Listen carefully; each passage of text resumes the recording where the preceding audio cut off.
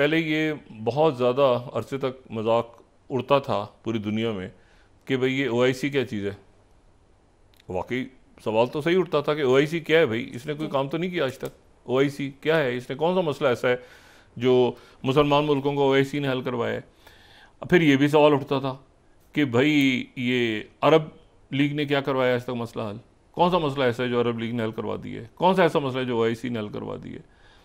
अब उस क्लब में ये भी शामिल हो गया है कि कौन सा मसला ऐसा है जो ईयू ने हल करवा दी है, कौन सा मसला ऐसा है जो कि नेटो ने हल करवा दी है। मतलब वो भी एक, मेरा ख्याल से उनको वो वहाँ तक फैल गया ना मामला। पे ईयू जो है उसकी भी वही सिनेरियो बन गया है ना जी। भाई, वही सिनेरियो बना हुआ है ना ईयू का, जो एक ज़माने में ओआईसी में इराक में लिबिया में अटैक्स हो रहे हैं तो ओआईसी करारदादी मंजूर कर रही है। तो वही सूरत हाल जो है इस वक्त वो ईयू की बनी हुई है कि भाई क्या करना है, ये कोई ईयू है या यूरोप है या ये उसमें शेंगन भी है या उसमें ईस्टर्न आगे पीछे। वो एकदम से कमांड चूँकि अमेरिका की, फिर अमेरिकन वेपन्स हैं, फिर उनकी ट्रेनिंग है, फिर वो पहले दिन से अमेरिका, ज़ाहिर है कि एक बहुत बड़ा कलीदी किरदार अमेरिका ने अदा किया अगेंस्ट सोवियत यूनियन या अगेंस्ट रशिया उसके बाद।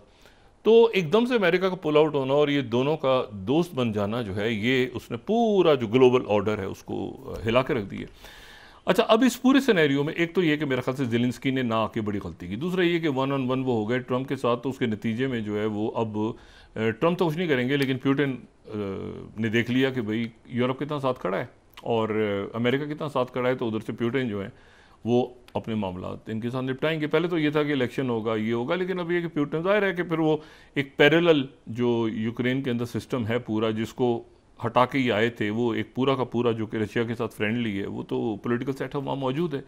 कईयों को उन्होंने जेलों में डाला हुआ है, कई जला वतन है, तो वो ये भी हो। लेकिन सबसे अच्छा ये होगा कि इलेक्शंस हों, इलेक्शंस की तरफ यूक्रेन जाए और उसमें प्रेसिडेंट ज़ेलेंस्की खुद अनाउंस करें, बैठें, उनको भी हिस्सा बनाया जाए। टर्की ने ये बात दोहराई है दोबारा कि टर्की, लेकिन टर्की ज़ाहिर है यूक्रेन और रशिया के दरमियान मामला तय करवाने थे ना, तो रशिया और टर्की ने तो बिल्कुल ही बात अजीब सी, मतलब ज़ेलेंस्की तो कहीं और ले गए ना मामला को। तो अब ये टर्की बीच में क्या रोल प्ले करता है, ये सारे जो सारा सिलसिला है, ये बड़ा आने वाले दिनों के अंदर बड़ा क्या हो सकता है। इसको आप ज़रा मशरिक़ वस्ता में चूँकि सारे वाक़यात हो रहे हैं, यूरोप से लिंक्ड हैं और दुनिया भर से लिंक्ड हैं कि सऊदी अरेबिया में ये हुआ। आज जो प्रेसिडेंट ट्रंप हैं वो मियामी में एक सऊदी जो उनका वहाँ पे सऊदी इन्वेस्टमेंट फ़ंड का एक बड़ा फंक्शन है, उसमें प्रेसिडेंट ट्रंप पार्टिसिपेट कर रहे हैं आज।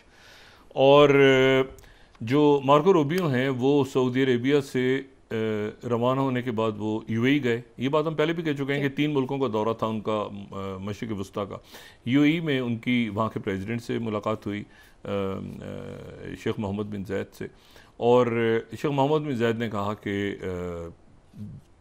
2 स्टेट सोल्यूशन है, हर सूरत में 2 स्टेट सोल्यूशन है और फ़लस्तीनी अपनी ज़मीन नहीं छोड़ेंगे। ये मैसेज जो है उन्होंने दिया और वो चले गए। साथ ही लेकिन अमेरिकन की तरफ से बात आई कि पैरेलल प्लान भी तो दें। तो पैरेलल प्लान जो है वो इजिप्ट की, आज मेरे ख्याल से उनकी काबीना का इजलास हुआ, उसमें वो बात डिस्कस हुई है, लेकिन उसका जो बजट है वो शायद 20 से बिटवीन 20 एंड 58 बिलियन डॉलर्स के करीब जा रहा है, जो अरसर नौ तामीर होगी गज़ा की। अच्छा, कल जो है ना, मैं इसमें थोड़ी सी बात ये करूं कि अभी तक हम देख रहे हैं ना कि मुख्तलिफ यरगमाली वहाँ से रिहा होते हैं, पिक्चर्स आती हैं यरगमालियों की, यरगमाली खड़े हुए हैं, स्टेज पे आ रहे हैं, परेड जैसे भी होता है तरीका, वहाँ से कैदी रिहा हो रहे हैं। इतने दिनों से हमने मनाजिर देखे हैं और हमास के जो लोग हैं वो अपने पास से यरगमालियों को रिहा करते हैं, वो ख़वातीन हैं या हजरात हैं, वो सारा हम इतने दिनों से हम देख रहे हैं सारा सिलसिला। और फिर उधर रेड क्रॉस की गाड़ियाँ आती हैं, वो लेके जाती हैं, फिर वो एक पूरा सारा बहुत दिनों से हम देख रहे हैं, फिर वो अपनी फैमिलीज़ के साथ मिल रहे हैं, तस्वीरें आती हैं सारा। लेकिन कल जो है वो थोड़ा सा मुख्तलिफ होगा सिलसिला। कल मुख्तलिफ सिलसिला इसलिए होगा कि कल जो है वो जो बाकियात हैं वो हैंड ओवर होंगी।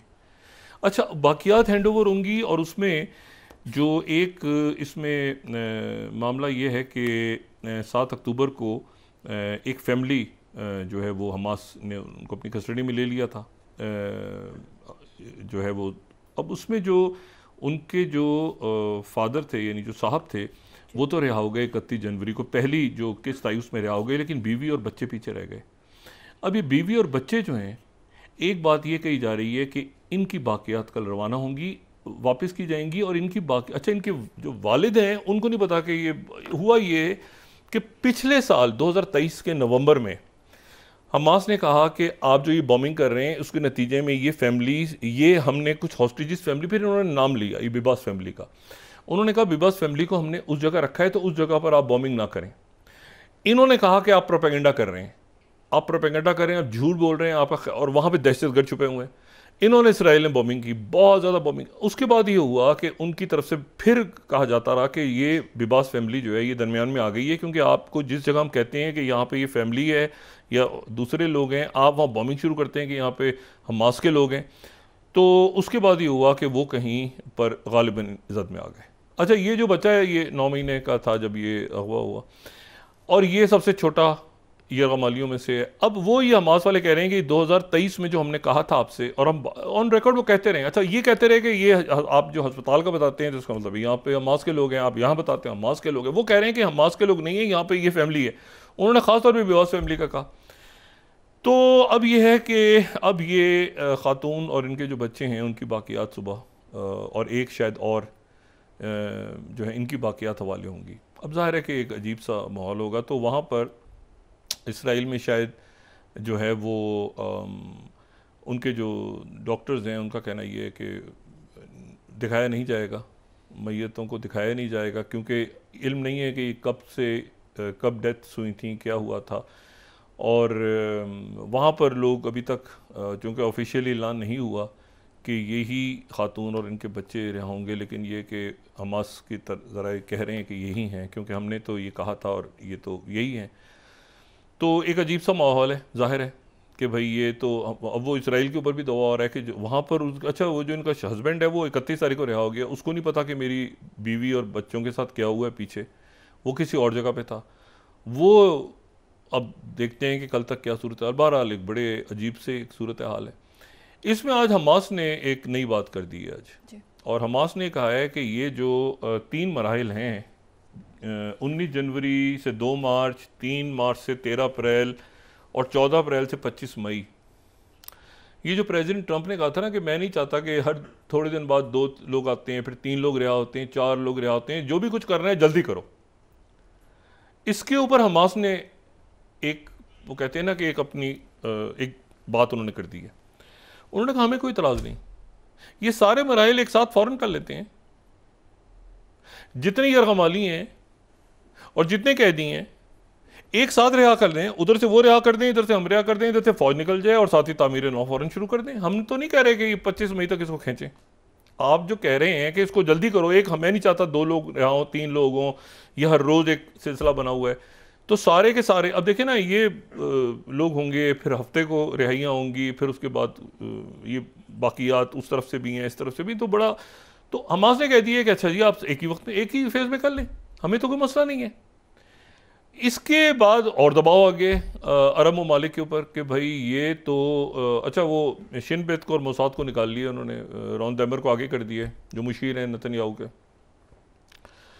और हमास की तरफ से ये जो बात हुई है कि जी आप सब एक ही में कर दें। अब इसके बाद ये बात जो है ये मार्को रूबियो को कन्वे हुई है, जो है वो कतर की जानिब से भी और दीगर अरब ममालिक की जानिब से भी, कि भाई इसको एक ही क्यों नहीं कर देते आप। उन्होंने बात आगे कन्वे कर दी है नेतन्याहू पे। नेतन्याहू पे प्रेशर है बहुत ज़्यादा, बहुत। मैंने आपसे कहा ना कि नेतन्याहू तो इसमें बिल्कुल कहीं पर उसको नहीं समझ में आ रहा, क्योंकि अंदर एक सिविल वॉर की कैफियत भी है ना, अंदर पॉलिटिकल एलिट भी लड़ रही है आपस में। पहले भी बड़े मसाइल थे, अब ये कि भाई यही क्या किया है। वो तो उनका तो राइट विंग बड़ा खुश हो रहा था ना कि बॉम्बिंग करने जा रहे हैं गज़ा पे, और गज़ा पे जो पता नहीं रिवेरिया बनेगा क्या बनेगा। तो उसमें यह है कि उसमें इजिप्ट ने ये प्लान जो है ये फ़ाइनल कर लिया, और जल्द वहाँ पे मेरे ख्याल से 4 मार्च है, उससे पहले भी तारीख हो सकती है कि वहाँ पे अरब ममालिक के जो वज़राए ख़ारजा भी मिल सकते हैं, ये भी हो सकते हैं सरबराहान ख़ुद मिलें, ये भी हो सकता है कि उसमें OIC बैठ जाए सारी, और ये सारा जो, क्योंकि ज़ाहिर है टर्की भी उसमें अपना कंट्रीब्यूशन चाहता है कि जो भी तामीर ना हो और जो भी सारे मामलात हों, लेकिन ये है कि इसको तेज़ी से आगे पैरेलल प्लान जो हैं वो कई हैं। मतलब एक तो ये वो जो शहज़ादा तुर्की बिन फैसल ने बात की थी कि एक से ज़्यादा प्लान्स हैं, तो एक से ज़्यादा हैं वाकई कि मतलब असल इशू ये है, ये तो देखें कोई इशू नहीं है कि फ़लस्तीनी अथॉरिटी भी हिस्सा नहीं होगी और हमास भी हिस्सा नहीं होगी। पैलेस्टीनियन प्रॉब्लम है ये, प्रॉपर पैलेस्टीनियन प्रॉब्लम है ये। प्रॉब्लम चूँकि आगे चला तो उसके नतीजे में पैलेस्टीनियन अथॉरिटी बन गई, हमास बन गई, इस्लामी जिहाद बन गए, लेकिन असल में तो basically it's a Palestinian problem. तो अब यह है कि वो इसमें उन ना हमास को ना पैलेस्टीनियन अथॉरिटी को, सारे लोगों को इस बात में है कि ये आगे बढ़े, मतलब यहाँ से आगे जाएं और आगे बात जाए। इसमें मेरा नहीं ख्याल कि इनमें आपस में कोई फरोही इस मामले पे कोई लड़ाई या झगड़ा होगा। वो ये है कि इसको सीज़फायर करवा के और आगे 2 स्टेट पे जाएं। अब मसला ये है कि जो हमास ने बात कह दी कि जी हम तो चाहते हैं कि सारे, प्रेसिडेंट ट्रंप ने जो कहा सारे मराहल ख़त्म करो और सीधा चले जाओ आगे जो है, यानी 2 स्टेट पे डायरेक्ट चले जाओ, और 2 स्टेट पे चले जाओ, इजरायली फौज बाहर निकल जाए और तामीर नौ शुरू करें, हमारी तरफ से अब अगले हफ्ते शुरू कर दें और हम सारे लोग रहा करते हैं। अब ये एक नया मसला हो गया कि भाई ये तो फौरी तौर पे तो अरब, अब उस पर जल्दी उनको बैठना है, जल्दी प्लान करके आगे देना है। अमीर कतर जो हैं, अमीर कतर जो हैं शेख तमीम बिन हमाद अल सानी जो हैं, वो जो इंडिया का उन्होंने दौरा किया पिछले दिनों, और ये इंपॉर्टेंट दौरा इसलिए था कि तलखी दोनों मुल्कों के दरमियान थी, वो ख़त्म हुई, उन्होंने वहाँ इन्वेस्टमेंट का भी ऐलान किया 10 बिलियन। लेकिन आज उनका जो दौरा है, आज का दौरा उनका बहुत इंपॉर्टेंट इसलिए है कि आज अमीर कतर तेहरान पहुँच गए, ईरान, और ईरान पहुंच गए, और ईरान पहुंच गए हैं। इसका मतलब ये है कि कतर का जो इस वक्त रोल है, कतर जाहिर है कि एक बहुत इंपॉर्टेंट रोल प्ले कर रहा है, अमेरिका, इसराइल, ये गज़ा सारा। तो अमीर कतर का ख़ुद ईरान जाने का मसला मतलब ये है कि, और उनकी वहाँ मुलाकात भी हो रही है प्रेसिडेंट पशान से भी और बाकी आला क़यादत से भी, अमीर कतर की ख़ुद। तो इसका मतलब ये है कि इसराइल में इस बात का शदीद अब एहसास हो रहा है कि ईरान के हवाले से भी जो ट्रंप की पॉलिसी है, क्योंकि पहले ही बात आ रही थी कि सऊदी अरेबिया मीडिएट करेगा, जो CNN ने खबर दी थी, लेकिन अब यह है कि अमीर कतर खुद चले गए हैं वहाँ पे और वहाँ पे बात कर रहे हैं और ज़बरदस्त मुज़ाकरात हो रहे हैं। तो इसराइल में अब ये बात और बाकी मुल्कों में बात हो रही है कि अमेरिका जो है वो क्या कतर के थ्रू, क्योंकि अमीर कतर का ईरान जाना जो है ना इस मरहले पर, तो उन्होंने कहा कि वहाँ पर ये बात हो रही है कि अगर अमीर कतर खुद गए हैं ईरान, और ईरान बात हो रही है और मुलाकात हो रही है और स्ट्रेटेजिक मामला और तिजारती मामला, तो इसका मतलब है कि ईरान के हवाले से जो ट्रंप पॉलिसी है वो तब्दील हो गई। और नेतन्याहू जो कह रहा था कि मैं चंद दिनों के बाद हमला करूंगा ईरान पे, वो उसका क्या बना?